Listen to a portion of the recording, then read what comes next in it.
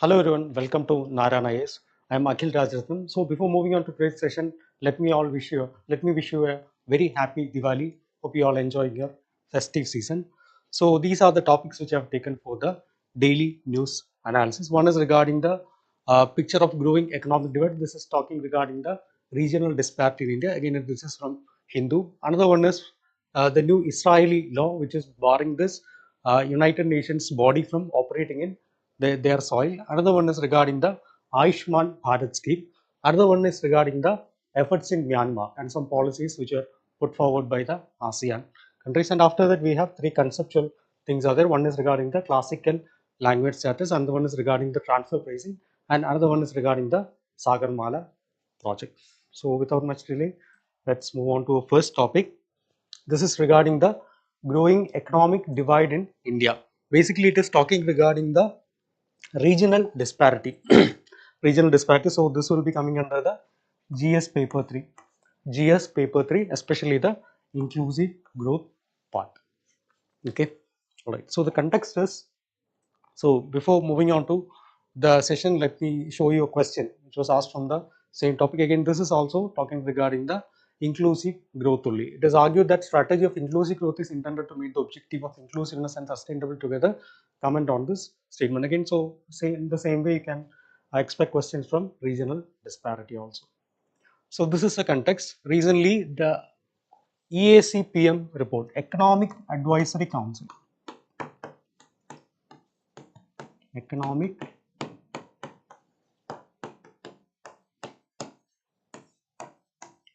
Advisory Council, which reports to the PM. They have released a report, Relative Economic Performance of Indian State, that too in a very long time period, 1960-61 to 2023-24. So that was released, and in that it is revealed that India is having a lot of regional economic disparity. So we'll be discussing what are the important dimensions required for your examination. So first we'll be discussing regarding what is economic inequality.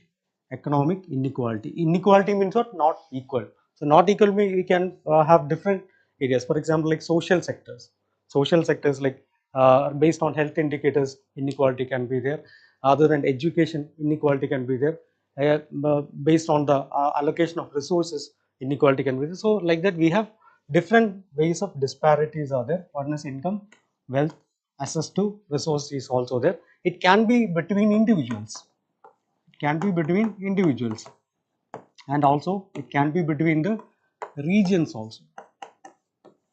Between the regions also. Individuals in the sense in one state itself, some people will be very high, some people will be very rich, and other people will be very much poor. Regions means what? For example, take the northern part of India, southern part of India. Sometimes northern part of India will be comparatively less wealthier, southern part will be much wealthier. So like that way, regional disparity will also be there. In this article, it is mainly mentioning about regional disparity only. So how we can actually calculate the inequality? There are multiple parameters to calculate the inequality. One is based on income. Based on income. So how we will be calculating the income? Based on the GDP only.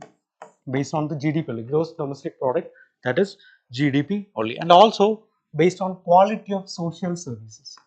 Quality of social services in the sense what? Healthcare. Healthcare is a social service only. Healthcare, education, and also infrastructure. Whether one place is having better roads, whether that place is having better rail connectivity, all these things also, based on that also we can calculate the inequality. So who is measuring this inequality? Organizations like Nidhi Aayog and Ministry of Statistics and Program Implementation, MOSPI. So these agencies are concerned with the measuring of this inequality in our country. So how they are actually measuring it? They will be using different parameters, like one, HDI will be there, Human Development Index. Human Development Index, HDI will be there, and also per capita income. They can take per capita income, and also state GDP. They are comparing the states, they can take state GDP into consideration. So these are some of the ways in which these organizations or these institutions will be measuring the inequality. Okay. Now let's see some points regarding the report which was released by the EACPM, Economic Advisory council to the prime minister. So basically what they did is like they compared the state level per capita income with the national average. Kerala will be having one state level per capita income, Karnataka will be having another one, Tamil Nadu will be having another one, Assam will be having another one. So combined together, we will be having a national average will also be there. Some state will be overperforming the national average, some state will be under, compared to that, it will be lesser than the national average. So it is highlighting that states like Maharashtra, Karnataka, Tamil Nadu and Gujarat consistently outperform states like Bihar, Jharkhand and Uttar Pradesh. So here you can see that there is actually a very important regional divide is there. That is western state and southern state. Western state and southern state, they are much higher than the eastern states and northeastern states. So this is actually the summary of this particular report. These states, this western and southern states, due to many reasons, they are outperforming the eastern as well as northeastern states. This is a summary of this particular report which we can see. So why these things are happening, we'll be discussing. Before that, these are some of the statistics. One is within the state itself, there can be disparity. I already mentioned it, like Maharashtra is one of the wealthiest states, but within Maharashtra itself, there are inequality. For example, Maharashtra contributes around 14% to the India's GDP, 14%. But why Maharashtra is contributing? Because of Mumbai. Mumbai is one of our financial hubs in India. So obviously Mumbai will be having that kind of advantage. But if you go to this Marathwada or if you go to this Vidarbha region, you can see that it is even much lower than the Maharashtra's contribution, or maybe compared to the national average itself, it will be very much lower. So these kind of localized, these kind of very small hubs, they are actually increasing the overall contribution of that entire state. Same with the case of Karnataka. We know that Karnataka, Bengaluru is the IT hub in India, a very popular IT hub in India. So Bengaluru is significantly contributing to the contributing to drawing investment, creation of jobs, and even increasing the per capita income of the entire state itself, not just Bengaluru, but the entire state itself. But if you go to the northern parts of Karnataka, especially the Kalaburgi region, especially the Kalaburgi region and the Yadgir region, Kalaburgi and Yadgir region, you can see that the same kind of disparity will be there. Intra-state disparity will be there. So Mumbai and Bengaluru, while Mumbai and Bengaluru are performing well, at the same time Vidarbha and this northern part of Karnataka, these regions are not at all matching these places. So that is also one inference which you have got from the report. Alright, so now let's see what is the cause of this regional differences. One is investment disparities. I'm talking about the entire state level difference only. So wealthier states will be attracting more private and public investment. In poor states and all, there is something known as black economies. Black economy. So what is black economy? Black economy is the economy which is skipping the natural route or skipping the normal taxations and all. So if that is there, even investors won't be going to that kind of areas, and also infrastructure will be much better in these areas. Infrastructure and also governance will also be much better in these areas. For example, take the case of Telangana. Telangana themselves promote them as a startup state only. So they are attracting more private investments by freeing their economic policies, freeing their governance policies and all. So that kind of if policies are there, then you'll be getting more investment. Poor states are not in a condition to provide that kind of a policy. Okay, so that is it. And also some states will be having a geographical advantage, especially the coastal states. So how this coast is becoming a geographical advantage? Because they will be having ports. These coastal states will be having ports will be there. So port will be there. So port will be supporting the trade and especially the export. Export will be high in this coastal state. So that is also another reason why this they are getting a geographical advantage. So again, infrastructure is also one important factor. So states with better roads, better rail connectivity, same like ports, better road, better connectivity. They have better healthcare facility and all these things. Companies tend to invest there. Why? Because for the employees it will be better, and also the transport delay time will also be very less. So like that way, if you have a better infrastructure, also digital connectivity is also very important, especially IT hub like Bengaluru and all, they need better internet connectivity. So here that is kind of something which is very much important for all the companies, whether it be logistics, whether it be healthcare, whether it be education, whatever it be. This is digital connectivity is also very important factor, and also good governance is also a factor. I've already mentioned this. Good governance means what? Less corruption. If you want to start a company, if you want to give some investment, and if you are applying for something and it is taking long, very much delay, at that time what will happen? The investors will be backing up from that particular state. So that is also a problem which the poor states are, which is found in the poor states. So in states like Gujarat and Maharashtra, especially in that urban areas like Mumbai and Bengaluru and all, Ahmedabad and all, it is not there. So that is also one important factor.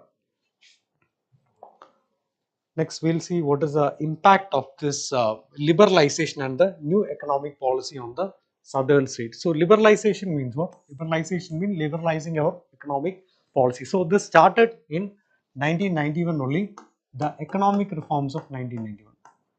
Economic reforms of 1991. It was during the period of Manmohan Singh as the uh, Manmohan Singh as the finance minister and Narasimha Rao was a prime minister. We call it as the LPG reforms: liberalization, privatization, and globalization. So basically, this opened up the economy to the world. Opened up the economy to the world, and especially the states, southern states as well as the western state, they were able to harvest this.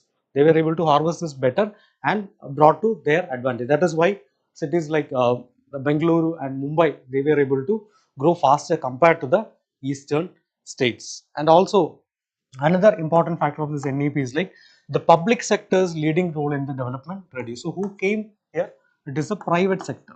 It is a private sector. So it was basically a private sector led growth. Here you can see that this is P, privatization. So privatization means lesser license Raj, and also we were earlier and all only in mobile network and all only BSNL will be there. Now it is not like that. We have a number of private players are there. So like that way, privatization means more competition will be there, more access to new services will be there. So this is also one important factor which led to the development of this southern states. Okay. So how this is becoming a threat to the federalism? We have to study that also. The article is also talking very much regarding this. How it is a threat to the fiscal federalism? So the wealthier states are arguing that they contribute more to the national pool than they receive in return. For example, if you are contributing 50 rupees, if you are contributing 50 rupees and you are only getting 5 rupees, you are only getting 5 rupees. Other same time, another state is contributing just 7 rupees. This state is getting 5 rupees. So here the allocation is same only. Here also they are getting 5. Here also they are getting 5. So the effort which this state is taking is more.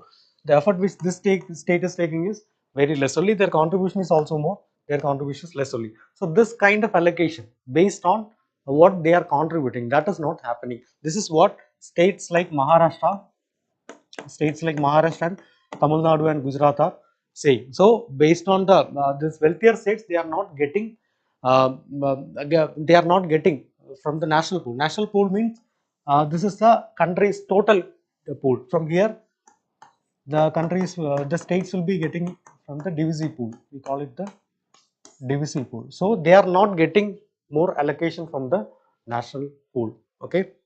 Also, resource allocation disparities. Resource allocation disparities in the sense, if you are contributing 50, this is from the finance point of view only. If you are contributing 50, you will be expecting more roads.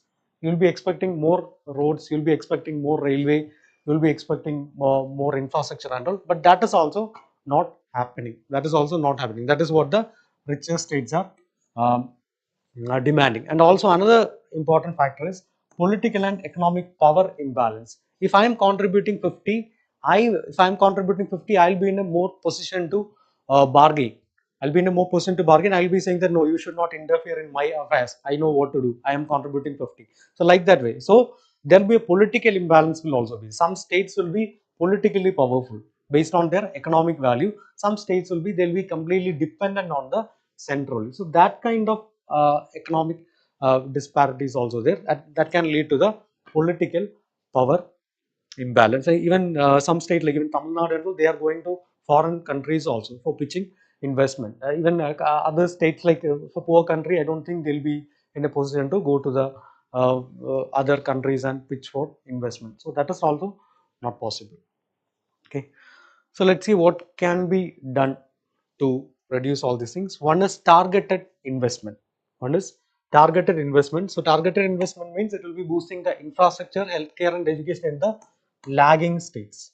Lagging states. So they should also be allocated. They should also be allocated, and we should do something so that they will also be brought to the forefront. Another one is fiscal reforms. Fiscal reforms in a way that there is actually a fair distribution to the rich countries. If you are contributing 50, they should at least get 10. They should at least get 10 or 12, and based on compared to the other states. Okay, so that is fiscal reform. And also in poor states and all, there should be some support to the unorganized sector. Unorganized sector in the sense what? For example, in a state like Assam, you can give training in some new agricultural technology. So that kind of thing should also be supported. That will also boost the economy of that state. And also governance should also be improved. How we can improve the governance of a state? Reducing the corruption. If you reduce the corruption itself, we'll be getting more investments will be there. So that kind of angle also we have to check. And also there should be regional hubs for regional hubs, and skill development training should also be there, especially based on industrial standards. So if industries are coming also, if more industries are coming, why Tamil Nadu, why Maharashtra and all is getting very much wealthier? Because industries are there. So in other states also this kind of industries should be promoted. Okay, so this is the way forward. This is how we can better other states. Next article.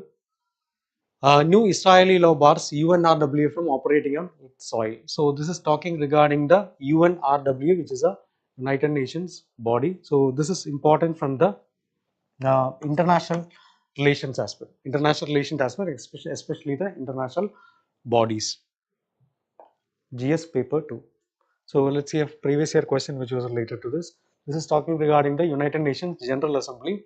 So some statements regarding General Assembly is given. You have to identify which one was correct. So this kind of UN agencies, UN bodies, all these things are very important for your examination, both prelims as well as mains. So context is Israel recently passed a law restricting the UNRWS operations impacting aid distribution to Palestine amid the ongoing humanitarian crisis. So let's understand what is this body UNRWA.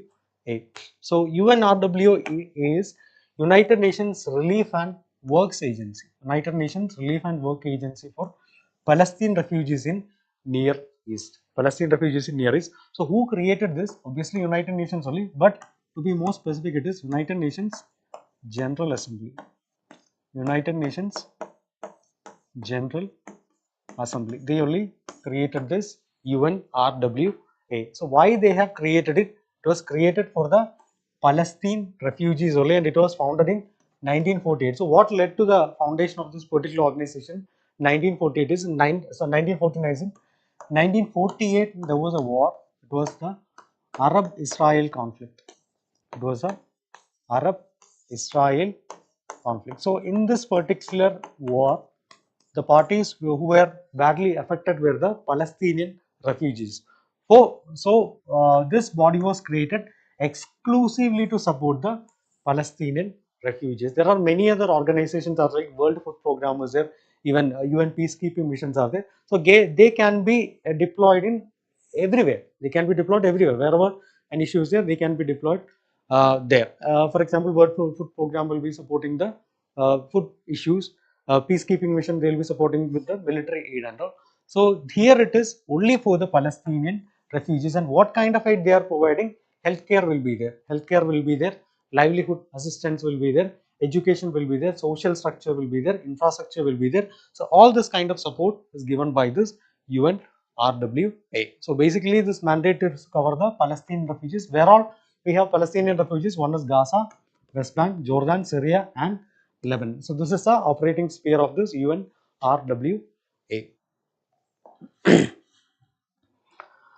Next, let's see what is the organizational structure of this particular UN body. So, leader, this is led by a Commissioner General, and he will be reporting directly to the topmost position in UN, that is the UN Secretary General. So, he will be reporting directly to the UN Secretary General. So, that is the leadership. Commissioner General, he is the top level officer in this organization, and the field is managed by directors in the 5 regions. 5 regions, each addressing specific issues will be there. 5 regions are, one is United States will be there, European, one is Asia will be there, another one is Pacific Islands will be there, Europe will be there, and also this America will be there, Africa will be there. So these are the 5 regions. So these 5 directors will be managing the field operation, and the staff composition mainly is primarily staffed by the Palestinian refugees only. This is one issue which is being contested by Israel. So in this organization only Palestinian refugees are there, then it will be affecting the credibility of that organization. That is what Israel is arguing. So how they are getting funding? Funding is completely on voluntary basis only. There is no compulsory funding. Only voluntary funding is there for this particular organization. Main funding sources from, one is United Nations, European Union and other several countries which are supporting this particular cause. So this is the organizational structure of this body. Okay. All right. Next news. The government rolls out health cover for all age 70 years and above, 6 crore to benefit. So basically this is talking regarding the Ayushman Bharat scheme. Ayushman Bharat scheme only. This is very much relevant from the mains perspective. Welfare schemes for vulnerable sections of the society, both GS paper 1 as well as GS paper 3. So we'll see a question which was asked based on this.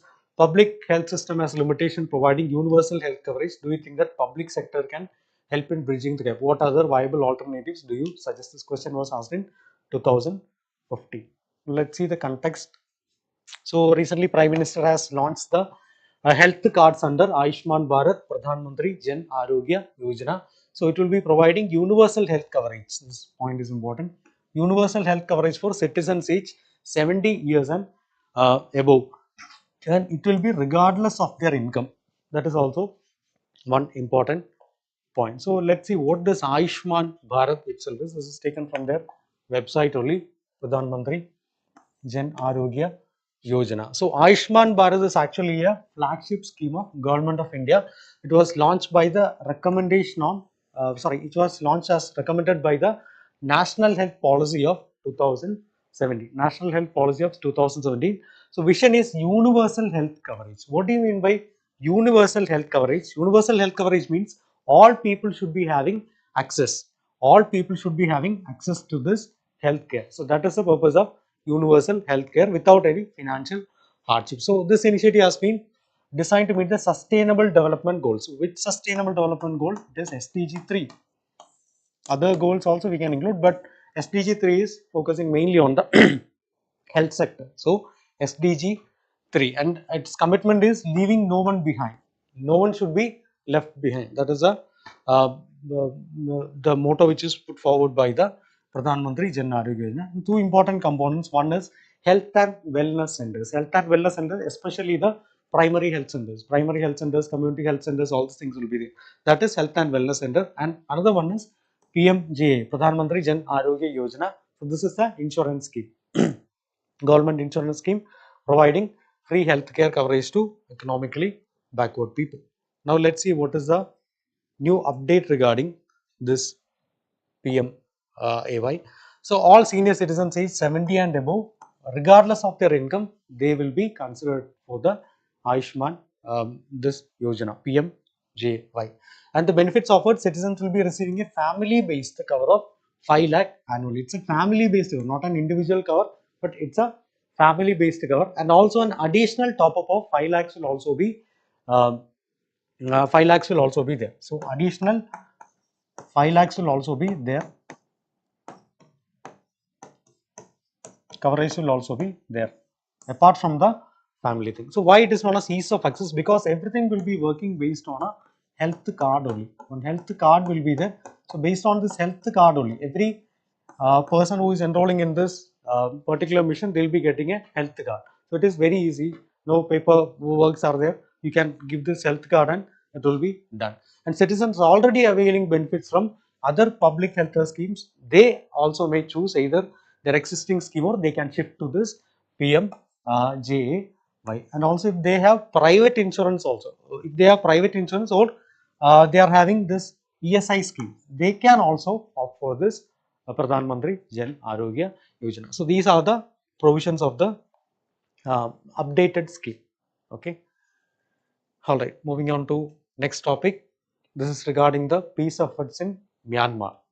Myanmar as well as the 44th ASEAN Summit. Okay, so this is important regarding international relations, especially the India and its neighborhood relations. It was an editorial in Hindu. So let's see a previous year question which was asked in the similar lines. Term digital single market strategy seen in the news refers to ASEAN, BRICS, European Union and G20. Alright, so context is 44th ASEAN Summit underscored the urgency of addressing Myanmar's escalating crisis. So this 44th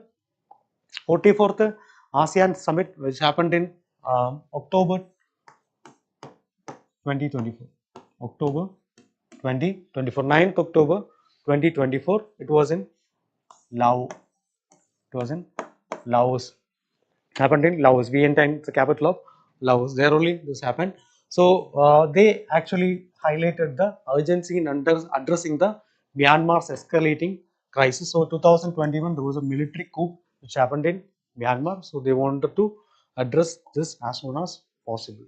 So what happened in Myanmar? In 2004, 2004, this Myanmar's elected government, they were ousted by a coup, which led to a leading to protest and armed resistance from two groups. One is People's Defense Force (PDF), People's Defense Force, People's Defense Force, and ethnic armed organizations.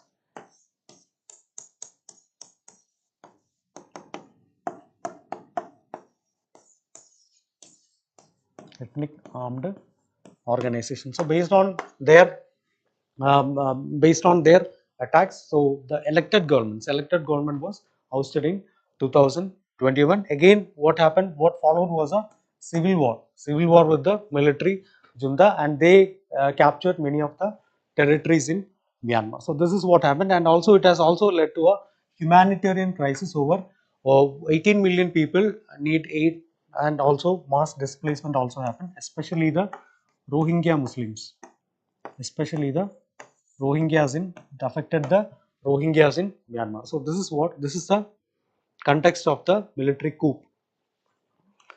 So what ASEAN did to make some changes in this existing situation. So you have to know what ASEAN is. ASEAN is Association of Southeast Asian Nations. It was created in 1967. What was the purpose? To promote economic, political and security cooperation. Not just strategic, but economic is there, political is there, and also security cooperation is also there. It was expanded in due course of time. Now it is having 10 members are there. It is a 10-member body. So 10 member nations are there. One is Laos, another one is Vietnam, Myanmar, Thailand, Cambodia, Malaysia, Singapore, Brunei, Indonesia and Philippines. These are the 10 countries which are part of this ASEAN group, and they created something known as a 5-point consensus. 5-point consensus which was brought especially to address the military coup issue in this Myanmar. Okay, So what is the purpose of this 5-point consensus? That is one, it's actually a call to end the violence, Another one to constructive dialogue between the partners, Another one is humanitarian aid. So these are the important areas these 5-point consensus will be dealing with. Okay, so that's it regarding the Myanmar issue. Next one. Next one, we'll go with some of the snippets. So Maithili missed out on classical status as the proposal did not come from Bihar government. So here we will be discussing what is this classical status. What is this classical status? So recently some of the languages got this classical status. So we will discuss what is classical status, what is actually the criteria for classical status, and which all are the languages which are included, which have got the classical status. Okay.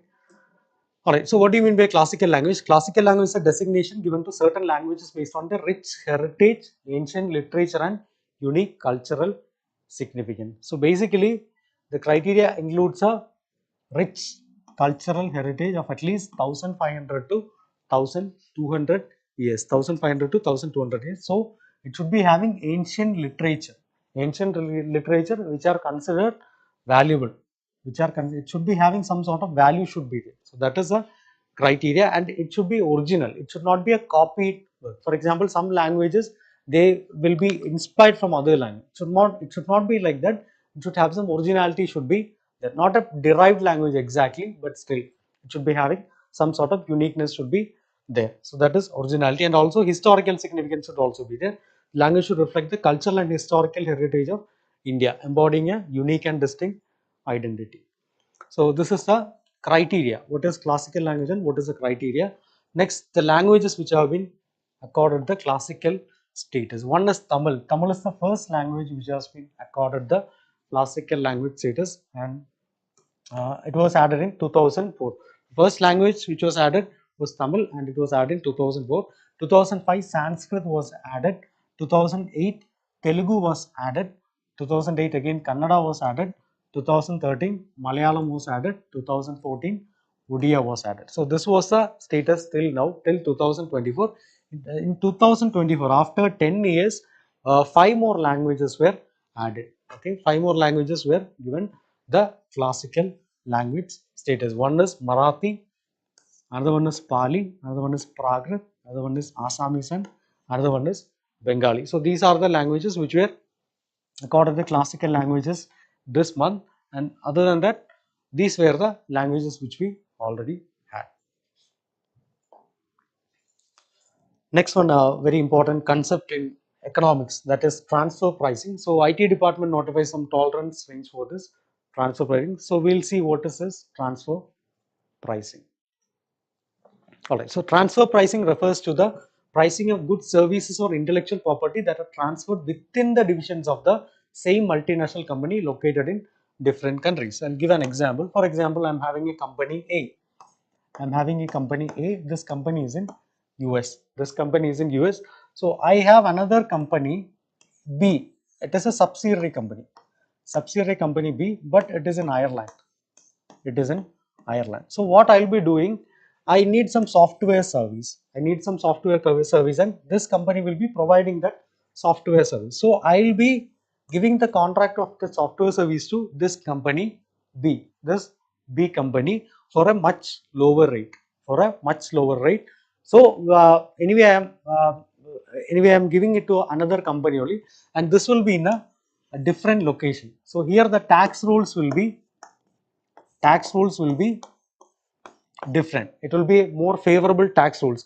If I am giving it to another company here, A1 means I have to pay more taxes. If I am giving it to company B, same company, my own company in Ireland, means my tax burden can be reduced. So this is basically transfer pricing. So what the law is saying is, like, we always have to follow an arm length principle. Arm length principle in the sense, this company A and this company is my company, this company is also my company, but while giving this service I have to consider it as two different companies. This company has nothing to do with this company. So usually if I am giving a contract to a different company, an unrelated company, what will be the pricing I will be choosing? the same pricing only I have to choose. This is what arm length principle is saying. Okay. So prices set for the intercompany transaction should be comparable to the prices charged in the similar transaction between unrelated parties. So this is arm length principle. All right. Next one is regarding Sagarmala project. So Rajnath Singh, Home Minister, sorry, Defense Minister Rajnath Singh flagged off the Sagarmala Parikrama to Thoothukudi. So we will see what is this Sagarmala project. So what is Sagarmala project? Sagarmala project is an ambitious infrastructure initiative related to maritime sector. Related to maritime sector. Maritime sector. And this project aims to leverage India's long coastline, rivers and exclusive network of inland waterways. So basically it is not just the coastlines alone. It is focusing, even though it is focusing on the coastlines, it is not just the coastline. It will be considering the rivers, it will be considering inland waterways, everything will be considered. And also regarding the port, it will be considering both minor port as well as major port. Both minor port as well as major port will be considered for this Sagarmala initiative. So the aim is to ensure that this transport of the good is faster. Transport of the good is faster. Even the loss which is incurred is reduced. So like that way, we have to improve the export from that particular port. So these are some of the aims of this Sagarmala project. For example, take the example of Jawaharlal Nehru Port in Mumbai. Many initiatives are happening regarding the Sagarmala project in that port. Okay. All right. So that's it for today. So now let's see some of the practice questions. So to get the practice questions, you can go to attend this practice question. You can go to our website navigator.narayana.ias.com. So here there will be a tab will be the current affairs. Click on that current affairs tab. You'll be getting a daily prelims quiz. So this is today's quiz, 30th October. You'll be getting previous day's quiz also from the same tab itself. Okay. All right. So what is the question here? The 5-point consensus by ASEAN was introduced in response of which crisis? One is Rohingya refugee crisis.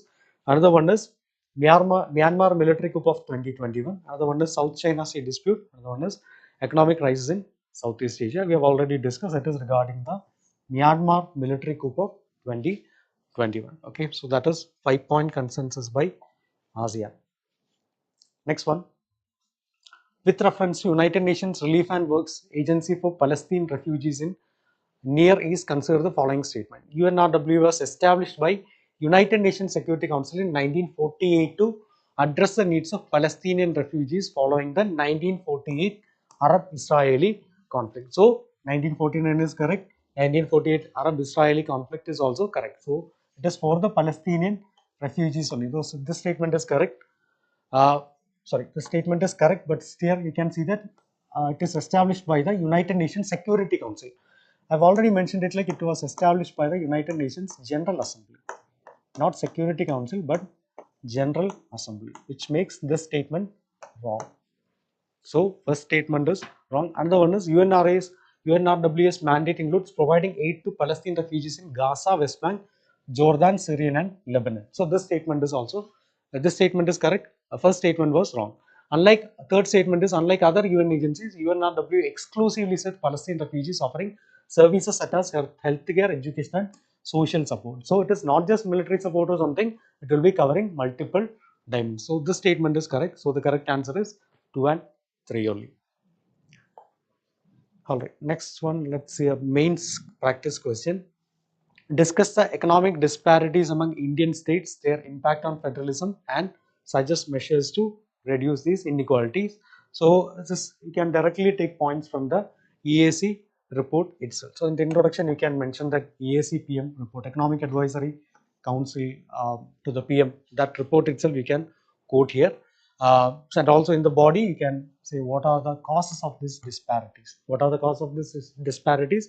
Like investment issues are there, infrastructure issues are there, governance issues like corruption are there, and also the liberalization and NDP. The southern states were able to harvest that more. So all these things, geography, coastal access, all these things you can highlight in the causes of disparity. And also what is this impact on federalism? Wealthier states will be demanding more autonomy. And also this political issues will also be happening. Poorer states will be always dependent. These points you can mention in the impact of federalism, and how we can reduce it. Public investment has to be improved, and also private investment has to be encouraged. Fiscal reforms has to be brought in. For example, resource allocation should be better. It should be, if a person is giving 50 means he should be considered. That fact should be considered. It should not be very less. At the same time, we have to ensure that the poorer states are also getting their valid share. Also, support for the unorganized sector, like skill training can be given. Governance enhancement, like corruption, has to be reduced. And also, you can give a positive conclusion why this balanced regional development is very much important for the economy. So that fact also you have to highlight here. Okay. All right. So before winding up, let me introduce you to some of our programs. One is the course which we are offering for the students who have passed the 10th class. So along with their inter studies itself, they can prepare for the civil services. We'll be providing materials based on their ability only. For example, we'll be focusing mainly on the NCRTs, and we'll be making sure that their foundation is strong based on this curriculum. And also we have course for the students who have passed the 12th standard. So along with their degree studies itself, they can prepare for civil service. This will be little more advanced. The course will be covering all the basics. Along with that, we'll be ensuring that by the end of their degree course, they'll be able to attempt the civil service.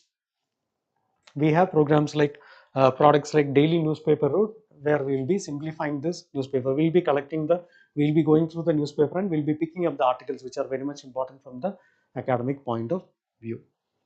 And we have products like Samvad, where we'll be bringing in very important bureaucrats who have experience in this field, and we'll be getting advice from these people. So this kind of interactions are very much important for your civil service journey. So our admissions are open. We have campuses at Hyderabad, Vijayawada, and Nellore. You can choose your whichever campus is suitable for you.